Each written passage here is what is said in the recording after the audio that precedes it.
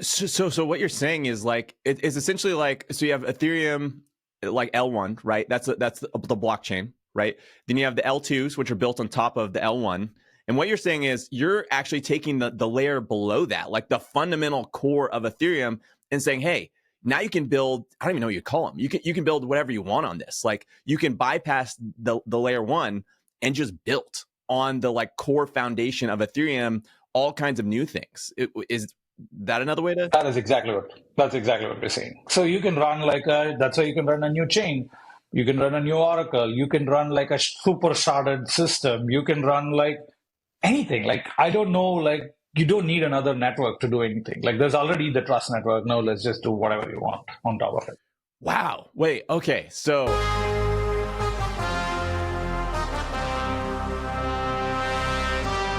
welcome to Steady Lads. In this episode, I interview Sreeram, CEO and founder of EigenLayer. He was originally a professor at the University of Washington, graduated from the University of California, did his postdoc at Stanford, where he got his PhD in electrical engineering and Master of Science in mathematics. Originally, he was working in the field of computational biology before shifting gears and building EigenLayer. EigenLayer is said to be the most revolutionary advancement since the creation of Ethereum itself. And I wanted to do this podcast so that I could understand why people say that. It's a pretty crazy, wild thing to say, and exactly what EigenLayer is.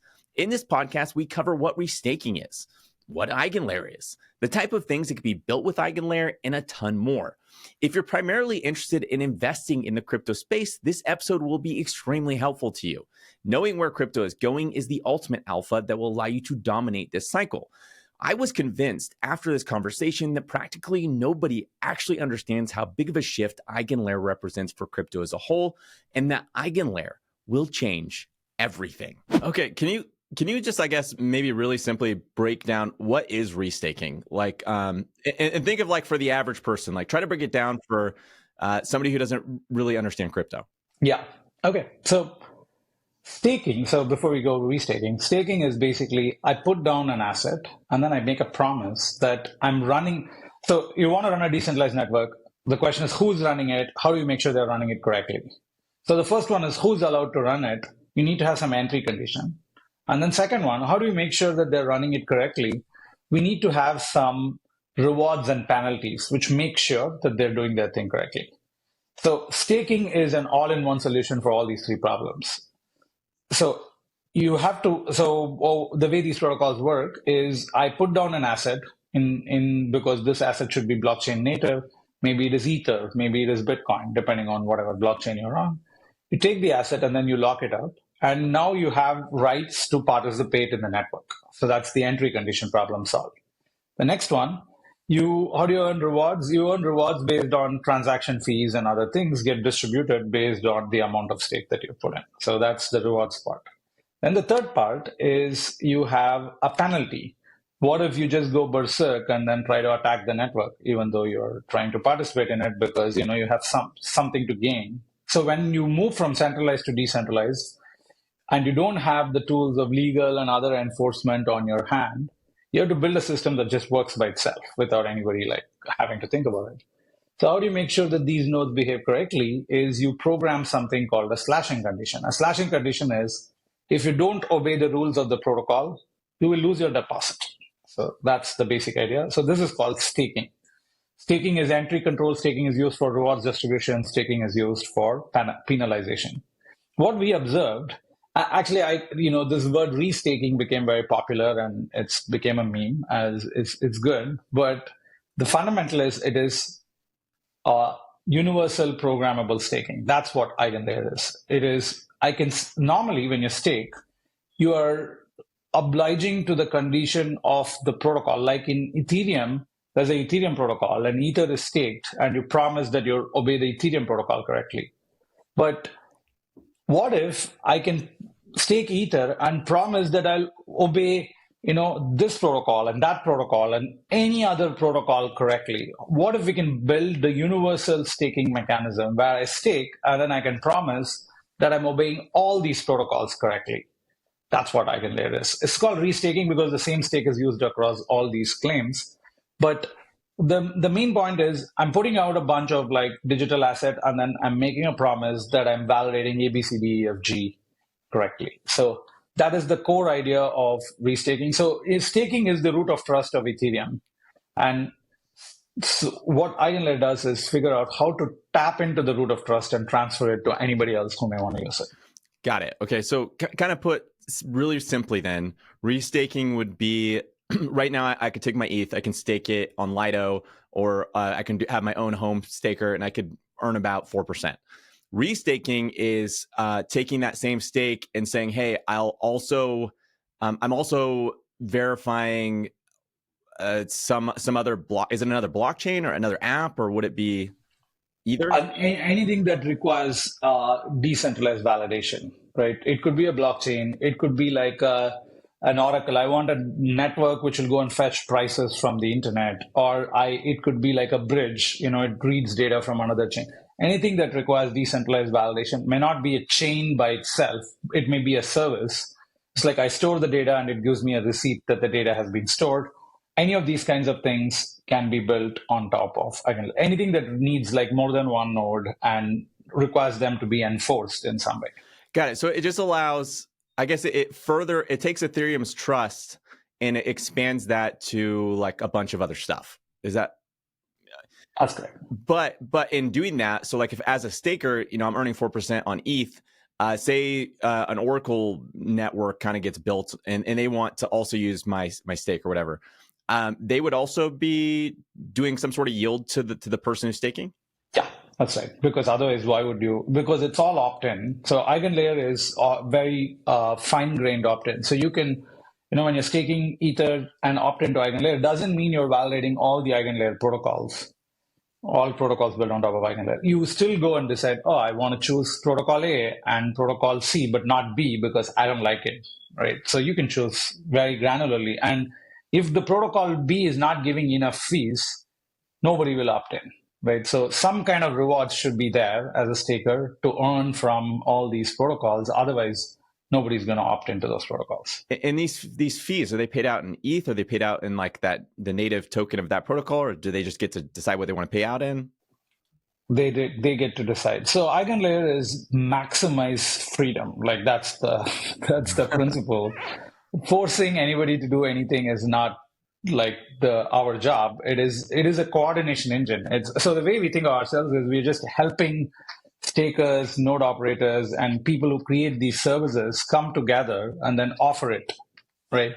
And sometimes it could be just, it's a fraction of the user paid fees that goes to all these guys. It could be that, I decide as a service that I have a new token and I'm giving the emissions of the token to like help these guys participate, Maybe you get some NFTs if you participate. All of this flies. So EigenLayer is a general purpose programmable staking platform where, the conditions of the exchange are well specified, and then you can engage in these. Okay. So say like theoretically you had like thousands of different protocols. They're all using restaking, and they're all let's just for the sake of like making it really easy, say they're all different blockchains or whatever. I don't know. And I as a user decide, hey, I just want like maximum yield. I'm going to opt into every single one. I'm looking at this, maybe slashing conditions or whatever, and I'm saying they all have pretty reasonable slashing conditions. I'm going to opt into every single one. Say they were all offering 1% yield. Does that mean like? Yeah, I think that's where I think people get a little thrown off. They're not going to offer 1% yield. Right, because what happens is all of these things are subject to free market equilibration. So what happens in a free market is if the risk is actually very low, then people will be willing to opt into these 1,000 services if the net reward of all of these things is like 3-4%, right? So they will all like keep reducing their fees till we actually find that operating point where it's not like each protocol has to pay like some percent. It's just that the whole system and your operating expense. So for each staker, the important thing is that the operating expense plus the capital cost of locking up my stake should be compensated by all the things that I'm doing. And that's how things will equilibrate. So we wouldn't see like crazy things like 1,000% APR. I'm sure there'll be like a blip like that sometime, but that's not the main point. The main point is that it is actually like, a market equal, because it's an open system. If everybody says, oh, unless you give me extra 1%, I'm not opting in, somebody else will come and say, I don't need 1% from 1,000 protocols. I just need like 0.01% from 1,000 protocols. I get a 10%.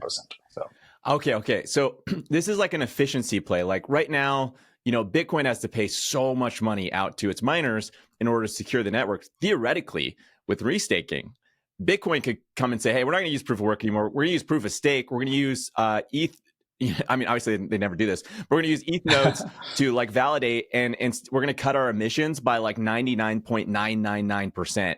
And now it's like super cheap to run the Bitcoin network. It's like something like that. That is absolutely right. So that's the whole point of EigenLayer, is to make the cost of running a new protocol. If you're already running these 999 protocols, adding one more protocol is just the operating expense, because your capital expense is mostly kind of paid off. So you basically get this very high economy of scale. The more protocols are there, the more like each one has to pay less, and that's the economy of efficiency. So I don't know. You're doing this all the time. What would you guess like is the equilibrium? Like say I got $10,000 in ETH, and I'm going to restake. I'm signing up for a second set of slashing conditions. That's definitely a risk. What do you think? Like just as a guess, market equilibrium is? It's got to be more than 4%, right? Like it would be. No, because so firstly, this is on top of the 4%, right? Like whatever existing return you're getting, it is on top of it. Whether it is 4% or 10% or 15%, this would be like a market determined thing. I have no knowledge to actually make a guess, but it's basically like how sure are people that they're not losing their ETH, and what are the systems in place that's what drives down. So the perception of risk being high means people will demand more, like unless you give me more return, I'm not going to opt in. But if the perception of risk is lower, and actual risk is lower also, but it's important that not only the actual risk is lower, the perception of risk is also lower, then the reward will go down. So APR will go down. So that is how the system will work. We don't know what the numbers will be. It's difficult to take a guess. Got it. It's also like dependent. I think one way to think about it is, what else could you be doing with your LST? And if the other thing I could be doing with my LST is go and do like liquidity provisioning or something else, and that return is 5% or 10%, then this market has to compete with that, basically. So it is not just an intrinsic parameter. It is in competition with everything else that exists. And so relative to the risk perception of those things, is the risk higher versus lower? And relative to it, what are you willing to pay? Do you think it'll be like sort of almost like protocol risk? Like, okay, I get that. Like maybe their slashing conditions are all the same, but like I'd feel a lot more comfortable. Say I'm like restaking for Bitcoin, right, or what, Solana. Obviously they would not do that, but like a name brand protocol, I'd be like, oh, I'll restake for them for like pennies. But some like obscure one, I'm like, I want to get paid more. Exactly. And that's exactly how it should be, because, they are more risky, even, either they've gone through some like exactly same specification or exactly same contract, and you don't have to worry about it. And maybe then the perception. That's why I said risk perception is very important, not only the actual risk.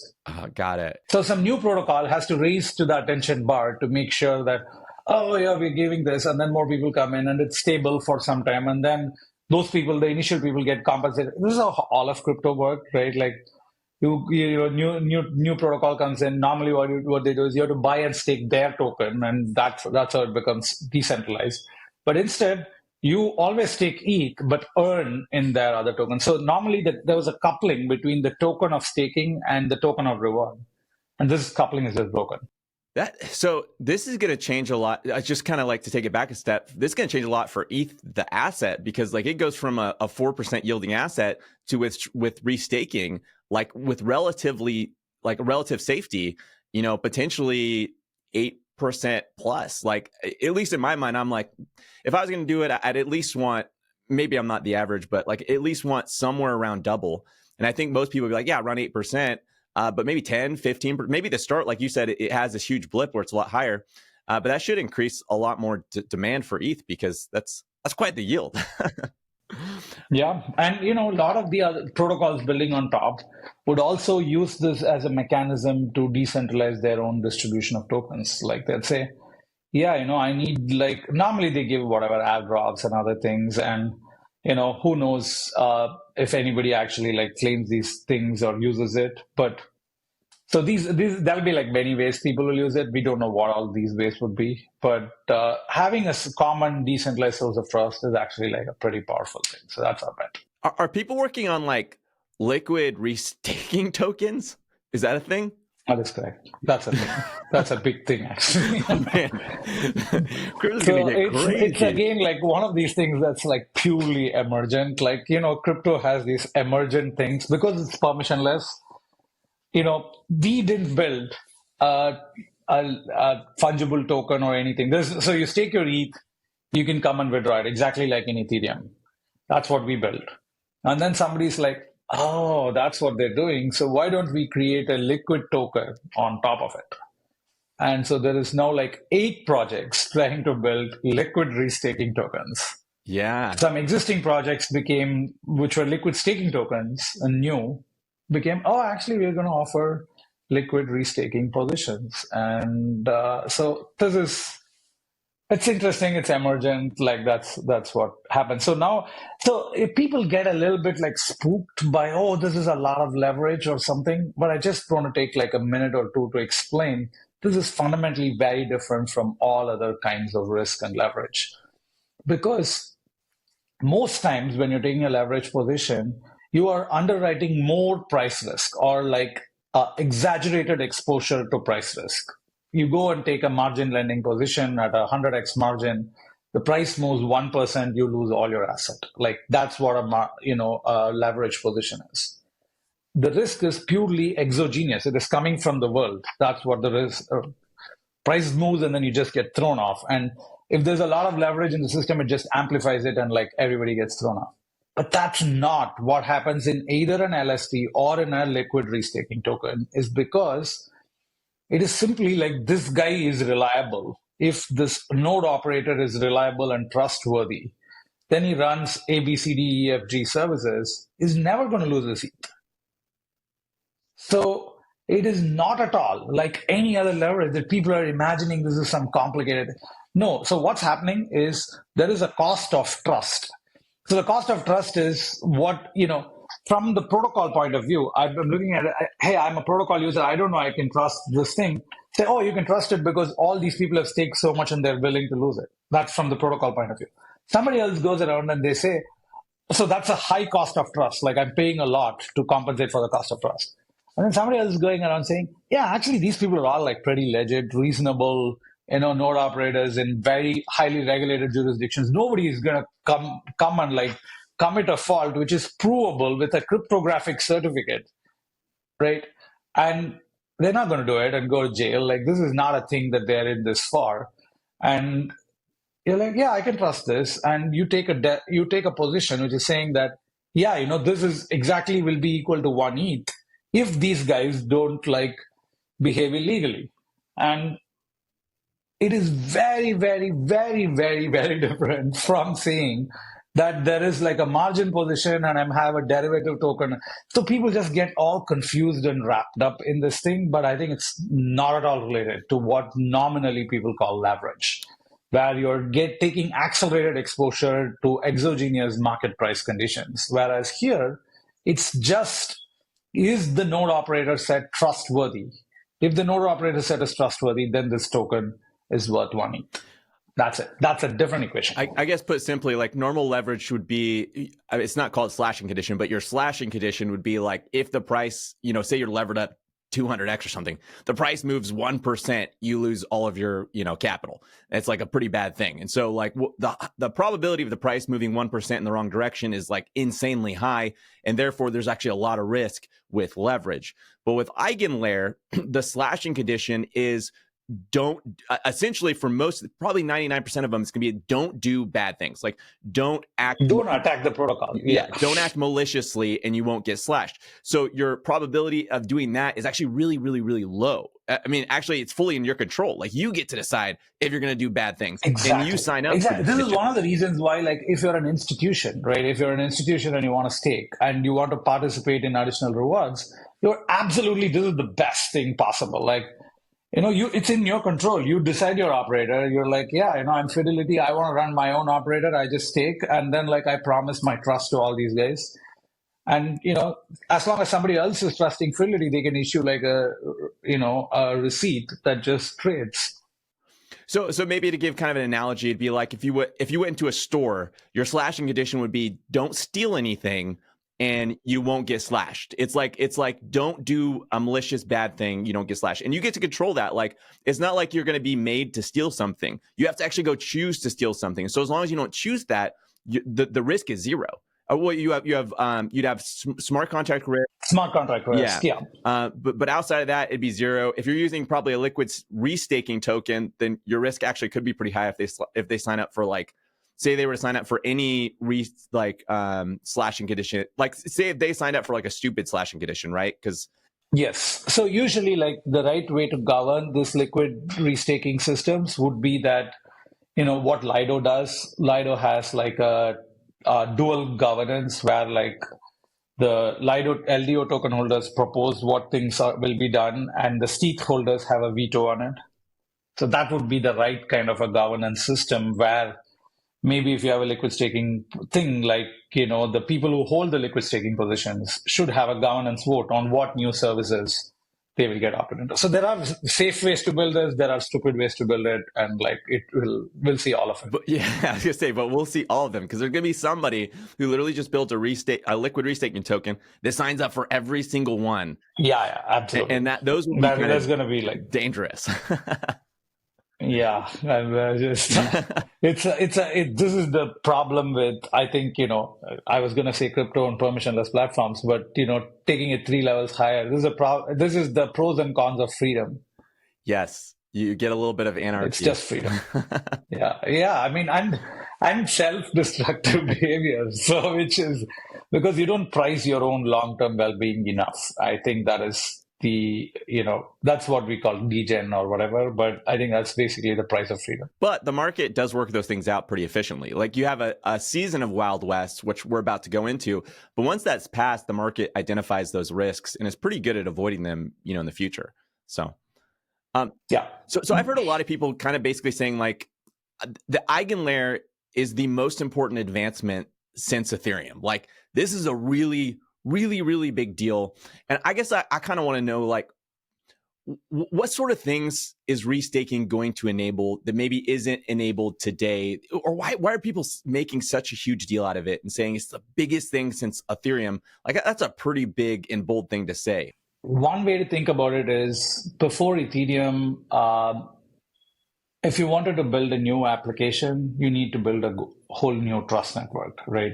Before Ethereum, if you look at Bitcoin, there were other things like Namecoin just for one particular purpose, which is like a domain name service. So that needs its own trust network, its own proof of work, mining, whatever. And what Ethereum did is said, hey, each application doesn't have to go and live in its own trust network. We have a common like system and a programming environment where you can just write a program. And it just turns out that there are lots of things that are not programmable. Firstly, there are block size limits. Like, Ethereum can only accommodate so much block space. Why is that? That's because of the particular limits coming from the Ethereum consensus protocol, how information is distributed across all the nodes. It's fully replicated. It's flooded on a peer-to-peer network. All of these things ensure that the total throughput of the system is very small. Okay, so you have that. There's the block space limit, number one. Second one, there is the programmability limit. I have to write it in EVM. I can't write it in some other thing. Then the third one is I have, people say EVM or Ethereum is fully programmable, but it's programmable via the EVM or this one interface. But it is not like I can go and say, if there are 1,000 validators, every odd number validator should do something, and the even number validator should do something.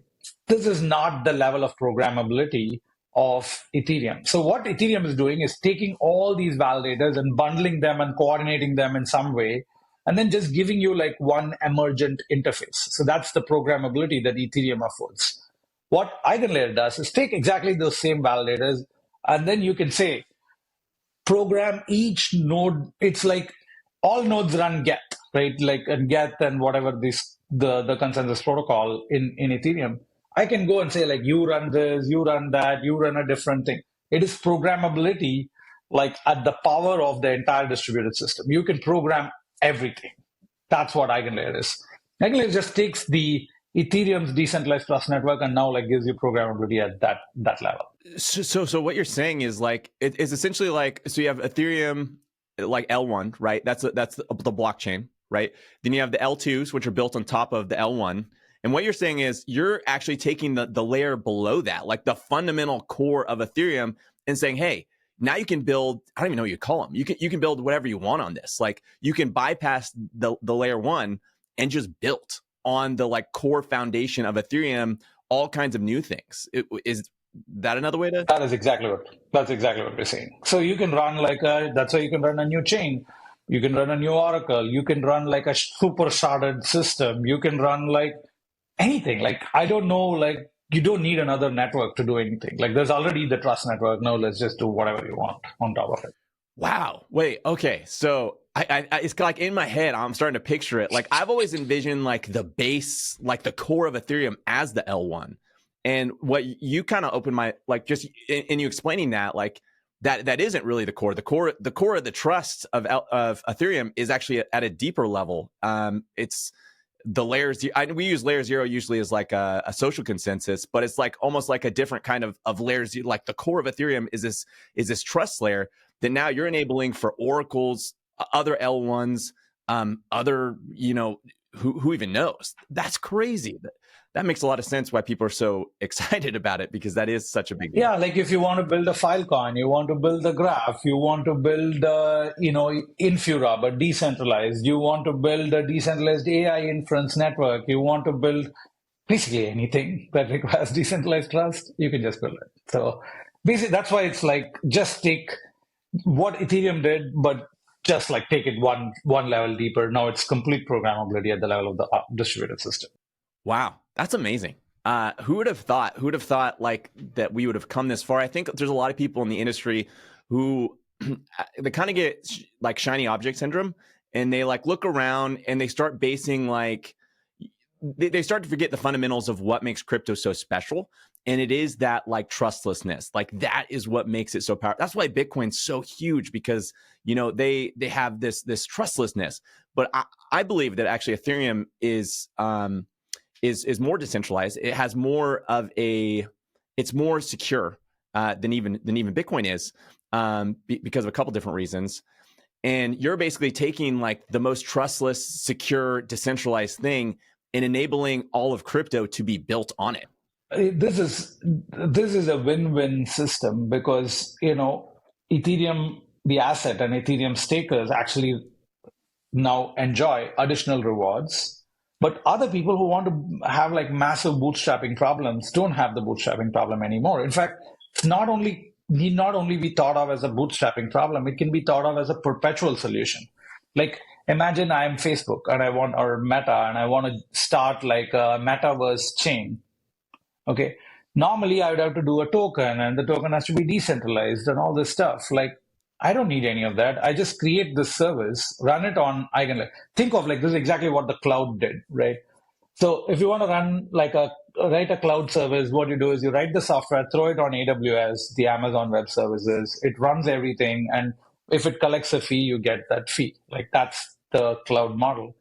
It's basically like EigenLayer provides the decentralized cloud model using Ethereum's trust network. I just write like this decentralized software, and it's the metaverse chain, throw it on EigenLayer, it just keeps running. And then 50% of the fees goes into like Facebook's coffers, and the remaining 50% goes to Ethereum stakers. Perfectly good, workable solution. So why would anyone I understand why somebody would use an alternative to Ethereum's layer one, right? Like maybe they don't like the high gas cost, they don't like the slow transaction fee, they want more customization. Is there a meaningful reason somebody wouldn't choose to utilize Ethereum's trust layer? I mean, some systems have built their own token model around, oh, the only thing is staking for my network. So that is one place where these two kind of visions rub against each other. But the way we recommend it is, hey, if you want to have your own token for staking, but also use ETH for staking, you can have the dual staking model, where you stake your own token and you get some consensus among it, but you also get some consensus among the ETH stakers. So the trust is additive, right? You get consensus from two quorums rather than one quorum. So there's ways to nicely split the difference, and it's not a binary choice. You don't have to choose between this and this. You could choose 50% of fees goes here and 50% goes there, or maybe over time you're yeah, I don't need the Ethereum trust that much, so maybe only 10% of fees goes to Ethereum quorum and 90% of fees goes to my own quorum. So you can be completely flexible in how you design this. But there's no there's no downsides as far as it's not like it's slower because you're using Ethereum's trust. No. There is no it's as fast as you go and run your own chain, because it is running natively in your in it's bare metal. You can just write whatever thing you want on top of it. There is nothing that we are intervening into, because all we are doing is taking these validators and their stake and then saying that, hey, download and run arbitrary software. So we give mechanisms for them to download, maintain, and run these software, and make promises loading onto their ETH that, hey, this is an additional slashing condition and that's an additional slashing condition. So that's how it works. Got it. Okay. So essentially, if somebody really was hey, my token needs a use case, it needs to be validating the blockchain, that would be a reason. And I could see some people wanting to do that for maybe token value accrual, but but there is no speed, there's no cost, there's nothing like that. It actually saves you a lot of money. You could have super cheap gas fees because you're not building on Ethereum the L1. You are using the core decentralization and trust of Ethereum to build literally anything, starting at this foundational. It's like creative mode of Minecraft. Maybe that's not a good example. Yeah, no, actually, David Hoffman came up with the same thing. He's like, oh, this is like Minecraft mods. You can run an arbitrary mod now. Yeah. That's so cool. Okay. So I did think of something that's kind of a little unrelated, but do you have anything in place? Imagine somebody, creates a protocol on EigenLayer, and they're purposefully malicious. They have some tricks in their slashing conditions. They want to slash. They're hey, yeah, I am coming to attack all these validators. And so I'm trying to it's almost like a virus on purpose. Do you have anything in place, any measures on the EigenLayer side to stop something like that? To minimize that. Yeah, absolutely. So EigenLayer is intending to be eventually a completely permissionless platform, but it cannot start off like that, because there is always this tension between innovation and safety. You want anybody to innovate, but it can't go crazy and crash my machine. So how are we preventing it? Because we know slashing is where the risk is, we have what we call a slashing veto committee. Every slashing has to be fundamentally approved by the committee. Otherwise, it doesn't go through. So this committee basically, if this committee is trustworthy, then so slashing now requires two things. One is the slashing contract to approve it and the human committee to approve it. So it's an and of these two conditions. So if the software is malicious, you still have the committee to kind of protect you. So that's the model. So there is, now that the committee is doing the slashing, monitoring the slashing, it needs to know what is the real slashing condition, what is the actual understanding, not just what is in code. So what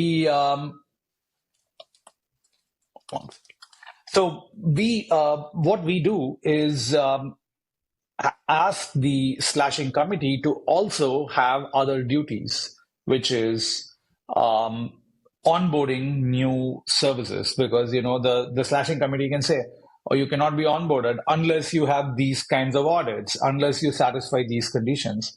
So now there's an onboarding check, and then there is also like when slashing is triggered, there is a protection. Unless it's approved by the human committee, it is not going to be approved. So I know you guys have things like EigenLayer DA, and I've seen some like, I feel like I saw a tweet about some sort of like coprocessor thing. What are these extra things outside of just kind of this restaking function? How do they work, and do they like are they built using restaking? Can you just kind of go into more detail about those? Yeah, sure, absolutely. So using EigenLayer, you can build any protocol. And so now what we are doing is actually using EigenLayer to, the first thing we did is use EigenLayer to build a data availability protocol for rollups. So, so we look at it and see, because, EigenLayer is such a Ethereum-centric project, we don't build, we invented this idea of restaking. I got invited in every other L1 to come and build the same thing. I'm like, I don't really know why there should be like a lot of different chains. It's not fully clear to me. Okay, because you need innovation, these things had to exist. But with EigenLayer, I can just build all of them on Ethereum. So we just took a very Ethereum-centric position. So we're just building this on Ethereum. So since we are so like Ethereum-centric, one of the things is Ethereum has a roll-up-centric roadmap. Like, okay, roll-ups are going to be the major way in which Ethereum scales. Then the question is, what do rollups need that EigenLayer can provide? So instead of, it's like, oh, it's rollup. Initially, a lot of people were like, oh, it is rollup versus EigenLayer stake chains. No, that's not the right way. Rollups actually like such an important way to scale a common trust layer because I offload the execution and make proofs. But data availability becomes a bottleneck because you have to publish the data. All these off-node computations still need to publish the input and output of the computation on Ethereum. Now that's expensive. Can I just build a special purpose layer which is focusing on just that thing, publishing data? And that's what we built, EigenDA. In fact, I've been doing research on like scaling data availability for like 5 years before that. And we said, okay, now that we have EigenLayer, let's just build the data service as a core service on top of EigenLayer. There's also some like echoes from the cloud world. When AWS was built, one of the first services built on the Amazon Web Services is a data store. I mean, because such a basic primitive, you want to store data, like otherwise, how do you build anything else? So that's exactly what EigenDA is a data availability system built on top of EigenLayer for use by Ethereum rollups. And so that's the first use case. Real quick, just to kind of stop on that one, yeah. so I can explain, because I sometimes forget. Most people don't understand what DA is. DA is, you kind of explained it, but just to make it really simple, essentially, like with the rollups, like most of the costs that comes from like an L2 is actually from data availability. Like that is, I don't know, something like 90% of the cost is from the data availability. And so one of the problems right now is Ethereum is trying to make that cheaper. And that's what EIP 4844 does, is that makes it a little cheaper, but like it's kind of like a short-term fix, and long-term, they want to make it a lot cheaper. And so you have all these things like Celestia, you have EigenDA, all these things are coming in to say, hey, we can fix this problem right now. But the problem is like now you're not only, it's like you're far less dependent on Ethereum. And so people say, well, you're not really an ETH L2 if you're using Celestia DA, because now you have to trust Celestia. But what's really cool about EigenDA is you're trusting Eigen, but not really, because it's built with restaking. So you're actually just trusting ETH.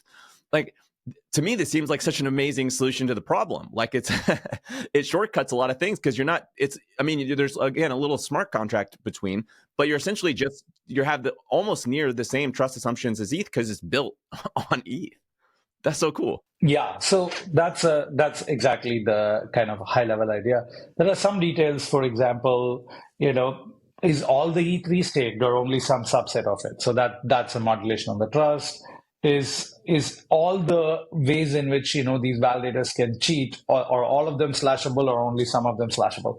As there's some technical details, but high level, that's exactly the principle. Is if you're an L2 and you're using DA, like what is the closest to Ethereum DA that you can get out of protocol, and that is EigenDA. So that's amazing. All right, that gets me really pumped, because I feel like an L2 using EigenDA is still an L2. It's still fully dependent on Ethereum. But you can continue. Sorry, I just wanted to touch on that. No, that's thank you. not only that it is like EigenLayer is centered around Ethereum, it just has a whole bunch of innovations in architecture and scaling and everything else relative to everything out there. It's much closer to danksharding than it is to Celestia or other systems.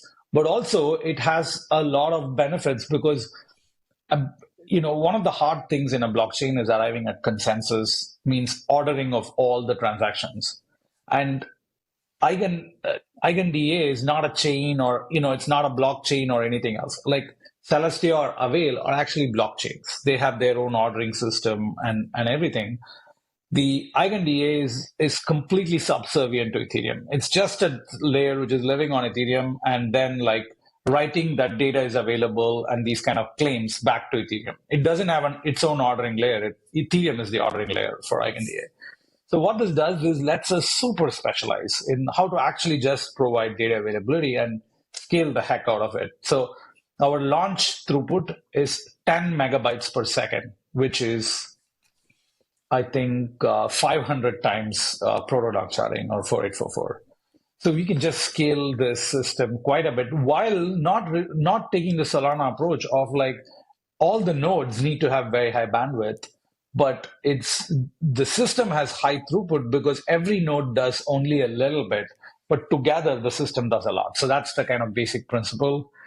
So that's EigenDA. It has a lot of other cool features like economics. For example, you can reserve for your own like data bandwidth in EigenDA. Like if I'm a rollup, I don't have to compete with other rollers. Oh, I don't have to worry about like a new Bold Ape drop and then suddenly price rising for everybody. I have reserved my own data throughput for 1 year at this price. I just pay it. And because I have so much, EigenDA has so much throughput, we can do all these. We think a lot of our design like Amazon, like AWS. People use the cloud. Most 70% of the cloud is reserved rather than spot. Spot is you can go and just take like cloud access right now, but a lot of it is reserved. So that's the same thing with EigenDA is you can just reserve. And when you reserve, you could negotiate to pay in your own token. No, so when you're running your own rollup, it feels a lot like you're being your own chain because you have a fixed amount of block space. You just pay for it with a fixed amount of inflation. Like it doesn't feel like you're taking these extraneous risks. And as far as the ETH stakers, they get more aligned with the L2 communities because now they're actually getting paid in these, potentially other L2 tokens. So like it's a very interesting so a lot of our thinking is about like you have different parties and they have like different interests. If there is a win-win to be made, why not just make the match? So that's what we're doing. So something like EigenLayer DA, how much would that take down transaction costs? Like just as a ballpark estimate? Its throughput's increasing 500x. So, if you just apply the same kind of thing, you would say, okay, it can reduce fees 500x. That would be crazy. Okay, and I think I know what this is now that I understand more about Eigen, but I saw something about restaked rollups. Is that the concept of like kind of what I was mentioning earlier, like you're just taking restaking and building essentially a rollup off of that and kind of skipping the L1? I'm not skipping the L1. So what's happening is in a rollup, even you just want to be an Ethereum rollup straight up, there's still a bunch of things that are problematic. Like number one, you have a single central sequencer. Can you decentralize it? So can you use restaking for it? That's number one. Number two, if you're an optimistic rollup, your security model is assuming that there is some number of people at least kind of watching and raising fault alerts. Who's doing it? If you're a major rollup like Optimism or Arbitrum, the whole ecosystem is kind of watching. So you can't do like, Infura is watching and like, MetaMask is watching. Like, so there's just a lot of people who are watching major rollups. But if you're a small rollup, maybe nobody's watching and then you just sneak in an invalid state, like silently. It's entirely possible, right? When you have thousands of rollups. So can you get a credibly neutral watching committee for all these rollups? you run a service on EigenLayer, and then like you just randomly rotate across different rollups and watch it. And so that's a service that is being built on EigenLayer. So then you look at fast finality, like rollup sequences now, like, if you go to Arbitrum, you get this amazing thing, like 500 milliseconds, you get like, yes, and that's so cool. But it's the Arbitrum sequences like promise that, hey, I'm going to do this. The trust doesn't come from anything else. Could you have like a small restaked committee that basically takes the thing and then promises that this is how the ordering is going to be? And now like you get economic security rather than a pinky promise. Like that is the another thing that restaking is. Basically like anything that requires either economic security or decentralization. We have this like magic box. You just like pull it and say, hey, give me this. And then it'll give you that. So with the Arbitrum thing, with their sequencer, and they're like, hey, we promise we're going to do it this way, and they use restaking, how would that actually look? Okay, so how it would look is they would, instead of like running a single sequencer, there's a small committee which has enough stake, and that committee certifies that this is the order, and that committee is needed to write blocks to Ethereum. And if you get a certificate from the committee saying that, this is your transaction, and later that is not the transaction that is being written by the committee into Ethereum, you can go and slash these guys. So you get a credible amount of economic security without having to know. I'm not saying Arbitrum's like single instant finality is a problem. It's okay because Arbitrum's such a big project and people can trust it. But when you have thousands of random rollups, who knows who are these projects and what is this sequencer and why do you trust them?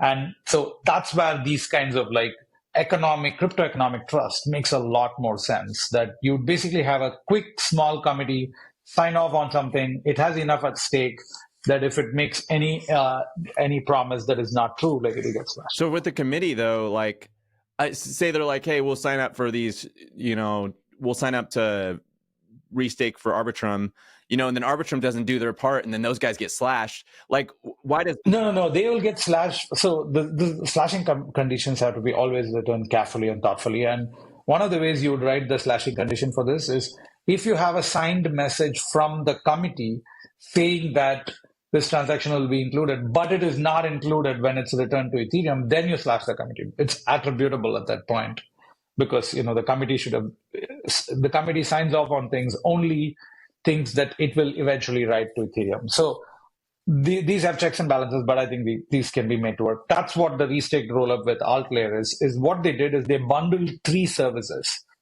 like the ordering, the decentralized sequencing, decentralized watching, and fast finality into one like meta service that they call the restaked rollup. I might not be understanding this. I guess what I'm trying to say is like, how is Arbitrum, like the people responsible for delivering, say they say, hey, we're going to fully decentralize our sequencer. And if we don't, we're like held accountable by restaking. How do they get punished? Are they the one putting up? Can you explain that? No. So yeah, like what's happening is, the sequencer doesn't give, so normally what happens is transactions come to the sequencer and sequencer gives you a receipt saying, yes, your transaction will get in. And that's what's showing up in your MetaMask. Instead, you have to change it to say, transactions go to if you have a central sequencer, transactions go to the central sequencer, and the sequencer sends the transaction to the committee. The committee says, yes, this is the next set of transactions and signs on it. And that's the receipt that goes to the user. Oh, okay. So it's like a different layer kind of on the sequencer. That's right. That's basically also validating that like these things are being done the way that they should be. That's correct. Got it. Okay. So you can build all these like micro and mini layers in the middle. Like you can build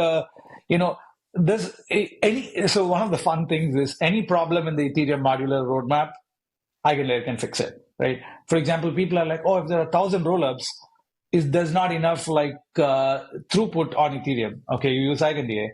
If there are these rollups, they want to move liquidity fast, and Ethereum's finalization time is 12 minutes, so it's very slow. So you can build a restaked fast finality layer, which immediately like asserts finality across these things. But this layer eventually settles to Ethereum.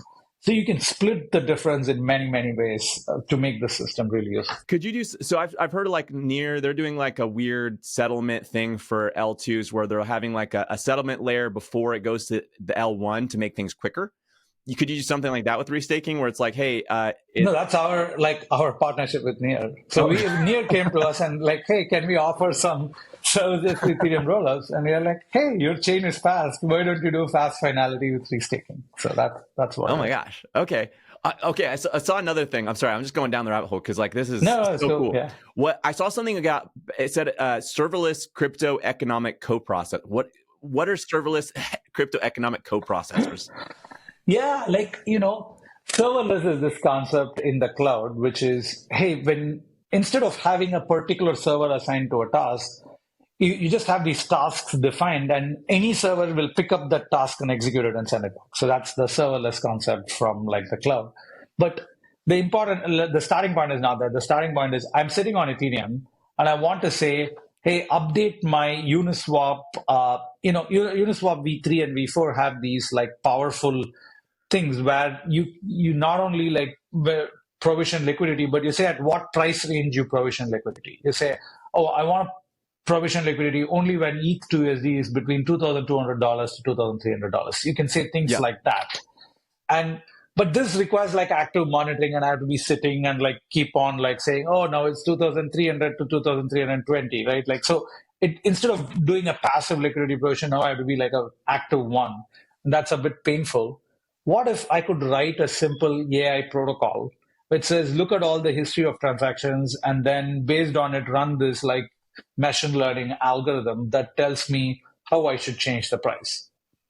Now, the problem is that still needs like each one to write their own machine learning algorithm and run it. And how do you know that the person running the algorithm is trustworthy? All of this stuff.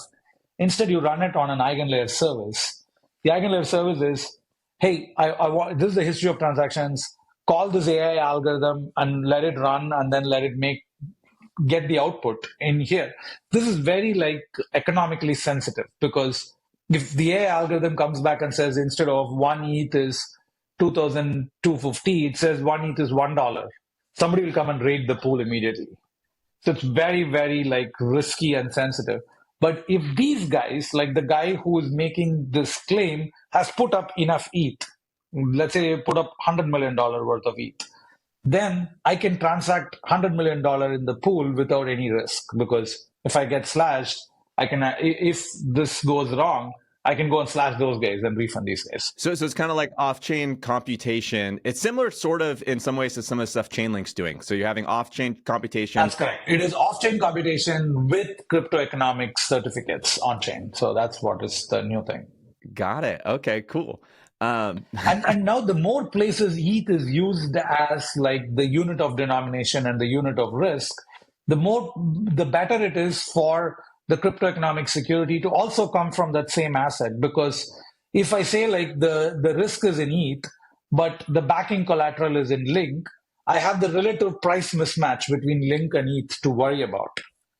But if it's ETH and ETH, it's 1:1.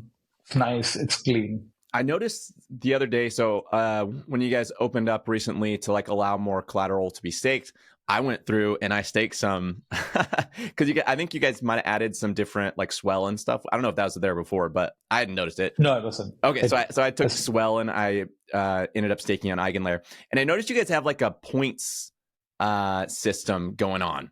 Are you guys? Is there plans for a token in the future? Is that something you're allowed to talk about?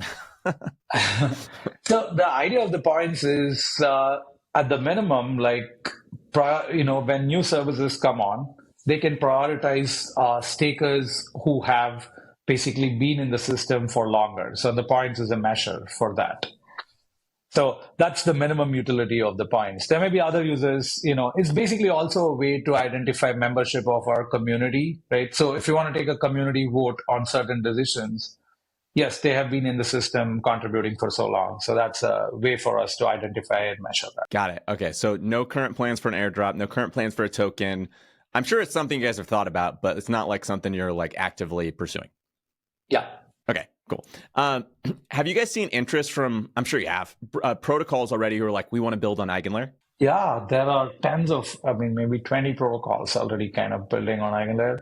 And to be honest, I think this is not a level of interest we expected on this at this time. The reason is, to build a protocol in, infrastructure protocol is a lot of complex work. And to build it on EigenLayer is additional complex work too, because you have to understand what's going on in Ethereum, how to transfer the stake, how to write a slashing condition. Like there's more complexity to it.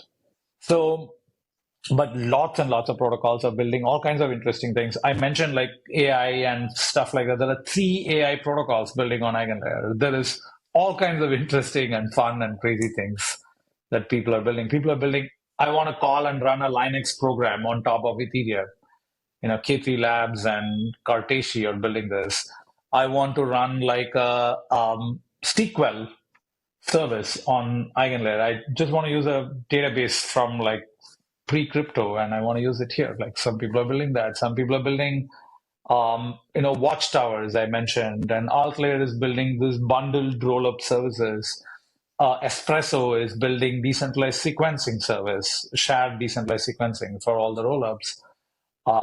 We have major bridges building bridging protocols because imagine I'm one layer two and another layer two. People talk a lot about layer two to layer two fragmentation and like, what's the solution? The solution is instead of waiting for like each rollup to settle to Ethereum, which may take like a long time, like 7 days, I get enough economic certificate that yes, this layer two, this is the right answer. Then if I get an economic certificate, I can use that to transact value across layer twos even before anything gets settled. So economic trust is basically another way of like tiding across, like moving time faster. Because I just put the money now and say, promise, yes, this is what's going to happen. And that's why you're seeing that this pattern is recurring. So bridging, like we have a lot of bridges. We have new kinds of cryptography, like secret sharing. Like I want to take a secret and then spread it through the network. I want to do secure multi-party computation. I want to run on these like new kinds of hardware enclaves called trusted execution environments. So Puffer is a protocol which is building liquid staking for Ethereum using trusted execution environment. One of the things you're like when you're using a liquid staking protocol is how do you trust the operators? I said if you trust the operator, then your ETH and your liquid staking token are worth the same because you'll never get slashed. But how do you trust the operator? I mean, maybe there's legal and personal reasons to trust something, but there are also technical ways. And running inside a trusted execution environment is one of those ways where I'm saying you're not trusting me really. It's this Intel hardware that is guaranteeing that this is how things will run. Like it can't run in any other way. So Puffer is building like liquid staking on top of it. But now that you have trusted execution environment, you not only can run staking services in TEE, you can run restaking services inside the TEE. Like that's another family. That's lots and lots of things. We had no idea that these things are possible or could be built, but just seeing them emerge is kind of like one of the great pleasures of building this project. And I bet when obviously you guys fully launch, you're going to see like way more. Like I bet a lot of people still don't quite understand what it is. Especially like, I mean, I've listened to a ton of podcasts on EigenLayer. I have looked into it quite a bit, and it took this conversation for me to be like, whoa, this is crazy. And so I think as time goes on, and that's how the crypto space is, it takes a while for the market to kind of catch up on like what these things are. And when it is, I'm sure there's gonna be crazy ideas. Do you guys have like a date on when EigenLayer is supposed to fully launch? Yes. So right now, the only the staker side is live on mainnet. On our testnet, we have staking, node operators, we have EigenDA, all of them running. Anybody can build and launch services on our testnet. So this is on a public testnet right now. Between Q1 and Q2, this will go on mainnet. So that's going to be a big event. EigenDA will be live. People can, data availability services will be live. So there'll be, meaningful utility of the network. We've seen a bunch of like major interest in EigenDA, for example, Celo, which is a layer one protocol, but always kind of close to Ethereum. They wanted to use Ethereum's DA, but it's not enough capacity and too expensive. So, and they have a lot of payments use cases in Latin America and so on. But using EigenLayer, EigenDA, they can actually satisfy all of that. So this will go between Q1 and Q2 live, and we'll see how the market reacts to it. So maybe just in all of crypto, what projects currently, because I mean, you're a builder, you're a curious guy, I'm sure you see a lot of cool stuff. What are you currently, what's interesting to you right now? What are you seeing in the space you're like, that's really interesting? I think the intersection of crypto and AI is very interesting, but very few people have kind of found what is the really interesting, important problems to solve. So I think there'll be some major developments in that in the coming couple of years. The high level is, AI has this kind of there's a huge difference between open source AI and a closed source AI world. Closed source AI world controlled by a couple of people, it puts because it's so powerful. The more powerful something is, the more democratic it should be. Like, that's the basic principle. And I think finding and building the right set of things at the intersection of crypto and AI is going to be like a major deal. So that's one of the things. If I were not building EigenLayer, that's what I would be building. Well, EigenLayer kind of intersects with that a little bit. I mean, I feel like with AI, you need a lot of trust. Yeah, and absolutely. We're going to come into a world where that's several of these solutions will be building on EigenLayer. So if I were not just building the core platform, that's the product I'd be building, is how to intersect crypto and AI. What about is there any specific projects you've seen recently where you're like, that's pretty cool what they're building? Lots of them. I think like the innovation rate is really like high inside the builder community. For example, I mentioned Cartesio. You can run Linux on top of Ethereum. Risk zero, I can create zero knowledge proofs for general arbitrary computational programs. And we tested some things, and we were blown away by how easy it is to write a zero knowledge proof. It used to be very difficult, and even now, for most part, it is difficult. Just write a kind of like a Rust program, and then you can get a zero knowledge proof for it. It's pretty amazing. And then you see a lot of the work around the roll-up stack. I think better bridging systems. We are excited about one of our partnerships with Polymer. Polymer is bringing IBC, which is the Cosmos messaging interchain standard, to Ethereum rollups. That's pretty cool that you can take. That is cool. So there are lots of these, I think, lots of really cool ideas. And one of the things I found over time is there is this builder type persona in the crypto space. They're just deep, and they're just in their space and just building, and they have deep ideological reasons. There's a lot of degen energy, which is, hey, what is the kind of thing to speculate on? I think making a connection between these two, empowering the speculators to bet on long-term, powerful, useful things is the kind of win-win for our community. And so hopefully, EigenLayer can play that role over time, that it brings a lot of intellectual builders together with enough financial activity that actually becomes meaningful traction. So that's the role we would like to play.